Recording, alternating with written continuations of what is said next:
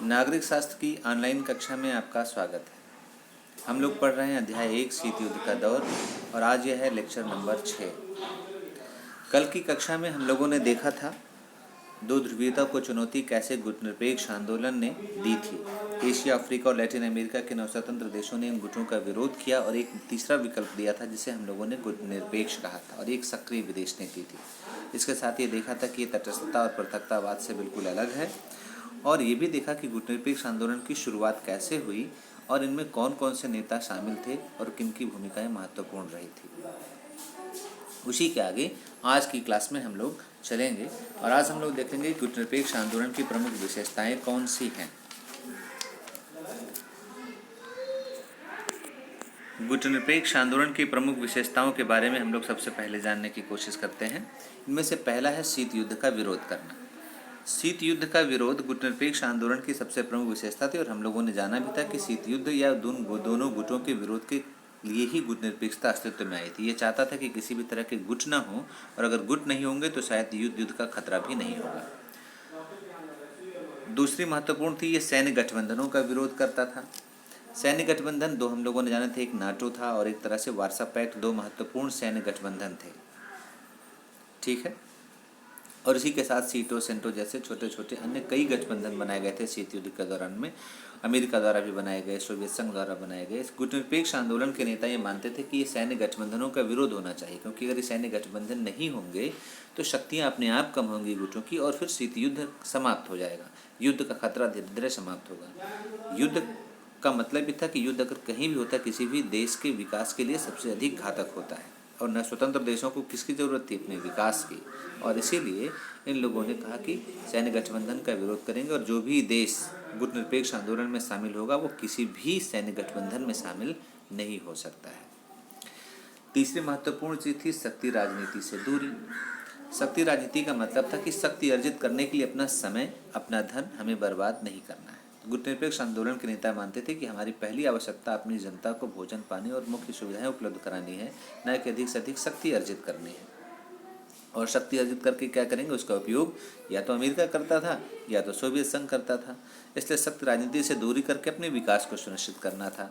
शांतिपूर्ण सह अस्तित्व और अहस्तक्षेप, ये इसकी चौथी विशेषता है। शांतिपूर्ण सह अस्तित्व का मतलब था कि हर देश साथ साथ जिए, किसी को भी कोई संकट ना हो। सहअस्तित्व का मतलब एक साथ जीने की, कोई देश ऐसा ना सोचे कि उसको अस्तित्व को लेकर के खतरा है दूसरे देशों से। और ये सहअस्तित्व कैसा होना चाहिए, शांतिपूर्ण होना चाहिए, एक तनावपूर्ण स्थिति में नहीं, बल्कि हर देश शांतिपूर्ण स्थिति में रहे। ठीक है, और उसी के साथ अहस्तक्षेप। अहस्तक्षेप का मतलब होता है कि दूसरे देश के आंतरिक मामलों में दूसरा कोई देश हस्तक्षेप नहीं करेगा। जैसे पाकिस्तान के अंदर क्या चल रहा है उससे भारत को कोई लेना देना नहीं होना चाहिए, या नेपाल में क्या हो रहा है उससे भारत को कोई फर्क नहीं पड़ना चाहिए जब तक कि वहाँ की सरकार भारत सरकार से अनुमति नहीं मांगती है। और लगभग सभी देशों के लिए भी यही होना चाहिए। तो इसी को हस्तक्षेप का सिद्धांत कहते हैं। गुटनिरपेक्ष आंदोलन के लिए बहुत महत्वपूर्ण था। गुटनिरपेक्ष आंदोलन में शामिल सभी देश मानते थे कि कोई भी देश दूसरे के मामले में हस्तक्षेप नहीं करेगा। पांचवी प्रमुख विशेषता थी स्वतंत्र विदेश नीति का समर्थन। ये सबसे महत्वपूर्ण थी। जैसे ही कोई देश जो नया स्वतंत्र देश हो रहा था किसी गुट में शामिल हो जाता था, उसकी विदेश नीति अपने आप समाप्त थी, स्वतंत्र नहीं बल्कि गुलाम हो जाती थी। जो जिस गुट में शामिल होता था उसी गुट के अनुरूप उसे अपनी विदेश नीति का संचालन करना था। मान लीजिए, जैसे उदाहरण के लिए पाकिस्तान अगर अमेरिकी गुट में शामिल हो गया तो सोवियत संघ का विरोध ही उसे करना था, क्योंकि तभी उसे अमेरिका से लाभ प्राप्त हो सकता था और इसी लाभ की अपेक्षा में वो अमेरिका के साथ शामिल हुआ। जबकि भारत ने क्या किया, गुटनिरपेक्ष नीति अपनाई। उसने कहा ना तो हमें सोवियत संघ में शामिल होना है और ना ही अमेरिकी गुट में, बल्कि ये हमारा है कि हम अपने राष्ट्रीय हितों के अनुरूप हम अमेरिका के साथ जाएंगे या सोवियत संघ के साथ जाएंगे अलग अलग समय पर, और जो भी विरोध गलत करेगा उसका विरोध करना भी हमारा दायित्व है। तो स्वतंत्र विदेश नीति का मतलब था कि हर देश दूसरे देशों के साथ कैसे संबंध स्थापित करेगा ये उसकी अपनी मर्जी होनी चाहिए, अपना निर्णय होना चाहिए, किसी गुट के अनुरूप नहीं होना चाहिए। और छठवां और महत्वपूर्ण था विकास के लिए सहयोग पर बल। विकास के लिए सहयोग का मतलब ये था कि जैसे हम किसी एक गुट में शामिल होते थे तो वो सिर्फ उसी गुट से ही हमें सहयोग मिलता था ताकि हम अपना विकास सुनिश्चित कर सके, जबकि दूसरे गुटों से नहीं मिलता था या अन्य देशों के लिए नहीं था। गुटनिरपेक्ष आंदोलन मानता था कि हम आपस में सहयोग करके अपना विकास सुनिश्चित कर सकते हैं। युद्ध विकास के लिए खतरा होता है और विकास के लिए जरूरी क्या है? हर राष्ट्र का आपस में सहयोग, जो जिसके पास है। भारत देखा जाए तो भारत आज भी इस पर सबसे ज़्यादा फोकस करता है। गुटनिरपेक्ष आंदोलन में शामिल सभी देशों का पूरी तरह सहयोग करता है और उससे भारत को सहयोग मिलता भी है। अफ्रीका के कई देशों में टेलीमेडिसिन और संचार संबंधी कई चीज़ें उपलब्ध कराता है भारत, और इससे हर देश का लगभग विकास सुनिश्चित होता है। ठीक है। अब प्रश्न ये उठता है कि गुटनिरपेक्ष आंदोलन तब था, आज क्या ये जरूरी है? 1990-91 में जब सोवियत संघ का विघटन हो गया, वार्सा पैक्ट समाप्त कर दिया गया, बर्लिन की दीवार गिरा दी गई, शीत युद्ध लगभग समाप्त हो गया। आज गुटनिरपेक्ष आंदोलन क्यों बना हुआ था? क्योंकि इसका जन्म तो शीत युद्ध का विरोध करने के लिए हुआ था, गुटों का विरोध करने के लिए हुआ था। फिर गुटनिरपेक्ष आंदोलन की ज़रूरत हमें क्यों है आज? चलिए, क्यों है? इसी चीज़ को कहते हैं कि प्रासंगिकता। प्रासंगिक मतलब ये उपयोगी है आज या नहीं है, इसी चीज़ को बताना है आपको। आपसे प्रश्न पूछा जाएगा कि गुटनिरपेक्ष आंदोलन की प्रासंगिकता स्पष्ट करें, तो आपको ये बताना होगा कि गुटनिरपेक्ष आंदोलन को कई लोग कहते हैं कि अब शीत युद्ध समाप्त हो चुका है, गुट खत्म हो गए हैं, सैन्य गठबंधन समाप्त हो गए हैं, इसलिए अब गुटनिरपेक्ष आंदोलन की कोई ज़रूरत नहीं है, अब गुटनिरपेक्ष आंदोलन समाप्त कर देना चाहिए। यह आलोचक ये प्रश्न उठाते हैं कि फिर अब क्यों बना हुआ है? ऐसे आलोचकों का जवाब देना ही यही प्रासंगिकता कहलाती है। कैसे आप बताएंगे कि गुटनिरपेक्ष आंदोलन आज भी जरूरी है और आज की प्रमुख आवश्यकता है? पहली चीज़ हम लोग देखेंगे गुटनिरपेक्ष आंदोलन में, तो नव उपनिवेशवाद आज भी बना हुआ है। उपनिवेशवाद का मतलब था कि अलग अलग देशों को गुलाम बना लेना और वहाँ की नीतियों को अपने अकॉर्डिंग चलाना, जैसे अंग्रेजों ने भारत में किया, भारत को अपना उपनिवेश बनाया। अब नीतियाँ कैसी चल रही हैं? नव उपनिवेशवाद की। नव उपनिवेशवाद की नीतियाँ चलती हैं बड़े बड़ी मल्टीनेशनल कंपनियों के द्वारा, बहुराष्ट्रीय निगमों के द्वारा। वालमार्ट इनमें से प्रमुख है। एक देश बड़ी कंपनी बनाता है, दूसरे देश में जाता है, व्यापार करता है, फिर व्यापार पे एकाधिकार कर लेता है। एकाधिकार का मतलब होता है कि लगभग हर जगह उसी की ही कंपनी द्वारा बेचे गए बनाए गए प्रोडक्ट बिकेंगे। आप अपने रोज़ की ज़रूरतों में देख रहे होंगे हिंदुस्तान यूनिलीवर लिमिटेड लगभग हर आपकी घरेलू आवश्यकताओं की पूर्ति करता और एक विदेशी कंपनी है।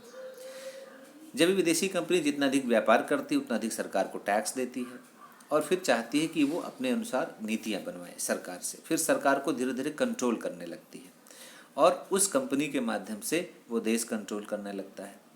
इसको नवोपनिवेशवाद कहा जाता है कि सब उस देश की सरकार जान चाह कर के भी अपने लिए खुद नीतियाँ तय नहीं कर सकती, बल्कि कंपनियों के अनुरूप नीतियाँ बनाती है कि वे क्या चाहते हैं।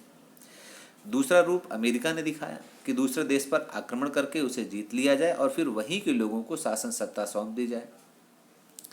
वो शासन करने वाले लोग एक तरह से कठपुतली सरकार होते हैं। ये भी नवोपनिवेशवाद का स्वरूप है और आज ये दोनों चीज़ें चलती हैं। कंपनियों के माध्यम से दूसरे देश की नीतियों को नियंत्रित किया जाता है और अमेरिका जैसे देश अफगानिस्तान में, इराक में, ऐसे छोटे छोटे देशों में वहाँ आक्रमण करके अपने अनुरूप सरकार बनवाते हैं और सरकार से जो चाहते हैं वो करवाते हैं। तो ये नवोपनिवेशवाद है।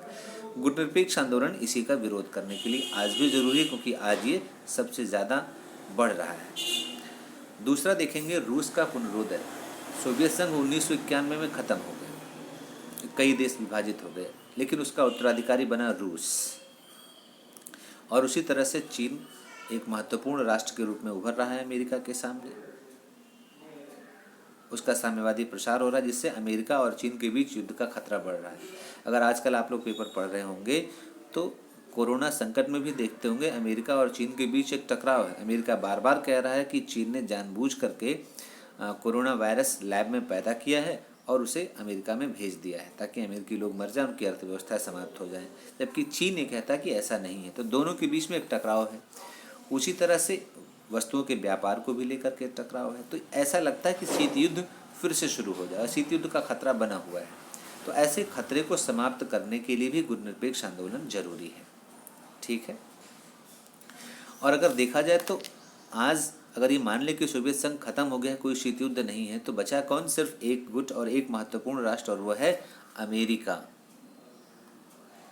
अब विश्व कैसा हो गया? पहले दो ध्रुवीय था शीत युद्ध के दौर में, अब कैसा हो गया है? एक ध्रुवीय विश्व हो गया है, जहां सबसे बड़ी महाशक्ति कौन है? अमेरिका है।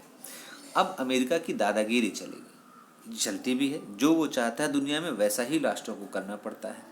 अभी हाल ही में देखा आपने कि क्लोरोक्वीन की दवाएं अमेरिका ने भारत से मांगी और कहा कि अगर नहीं देने पर उसे परिणाम भुगतने होंगे। अब वो चाहे भारत की स्वतंत्र विदेश नीति का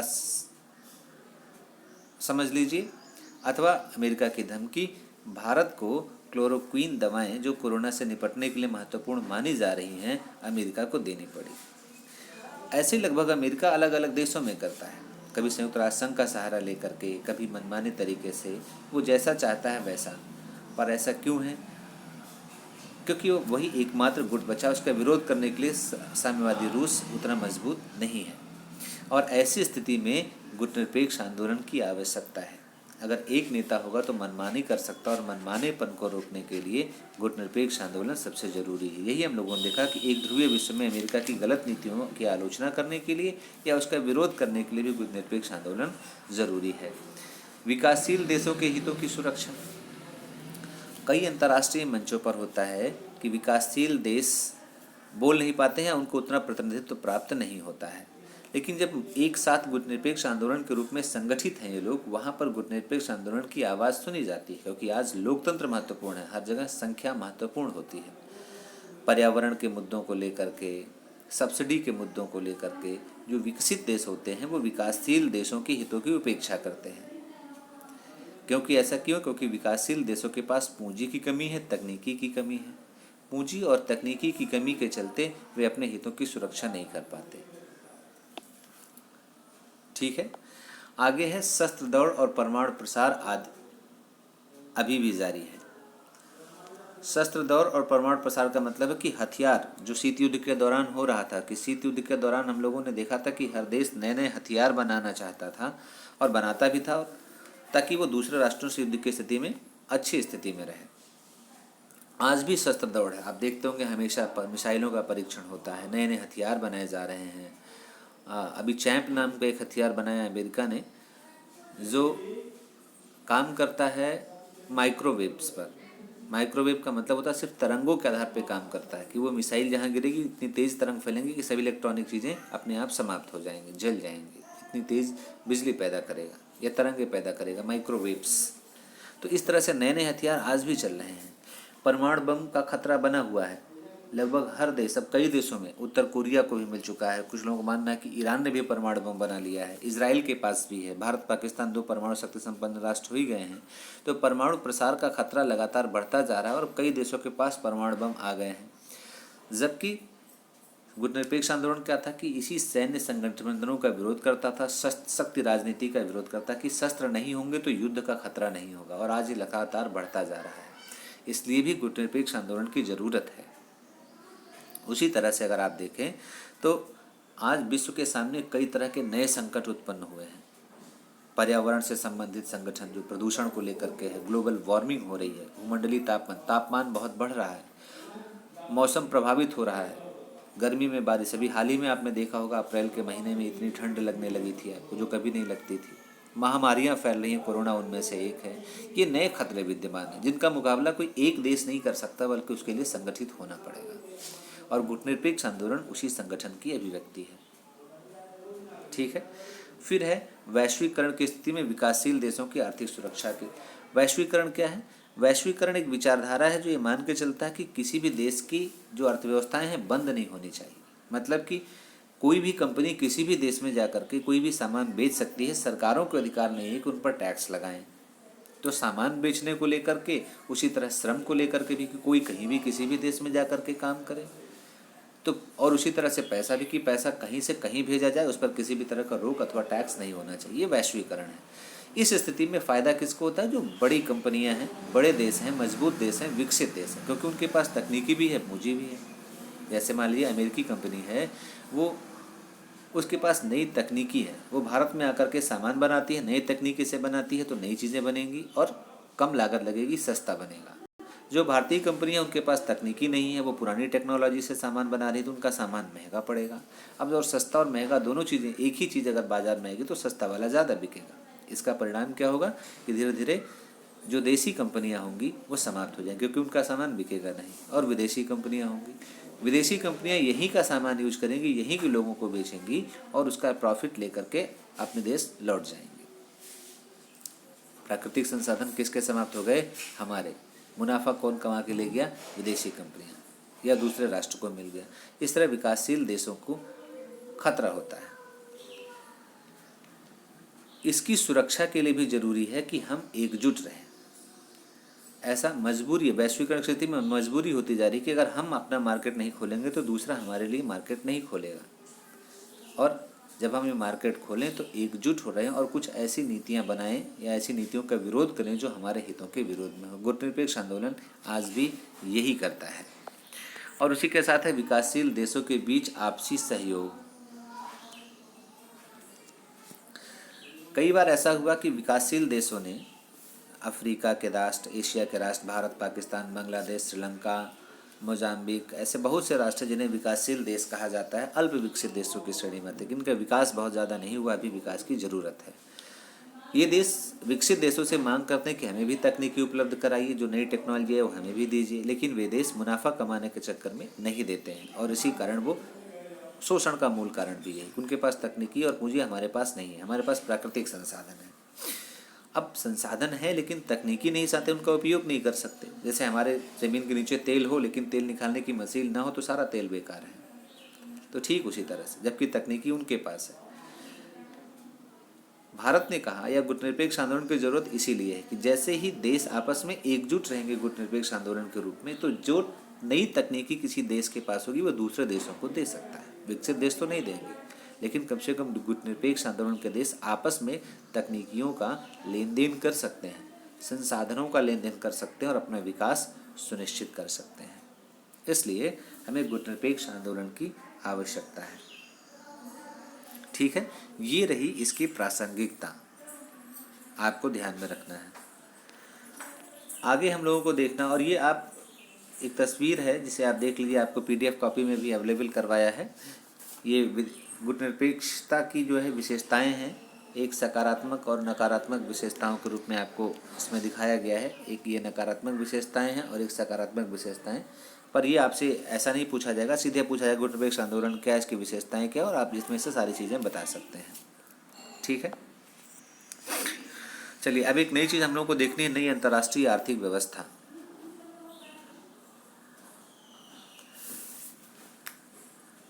इसे हम लोग दूसरी वीडियो में देखते हैं, क्योंकि वीडियो बड़ा हो जाता है और अपलोड करने में दिक्कत होती है। तो चलिए आज यहीं रहने देते हैं, दूसरा वीडियो आपको थोड़ी देर में या शाम तक अपलोड कर देंगे और आप इसको भी देख लेंगे, नई अंतर्राष्ट्रीय आर्थिक व्यवस्था क्या है आज ही।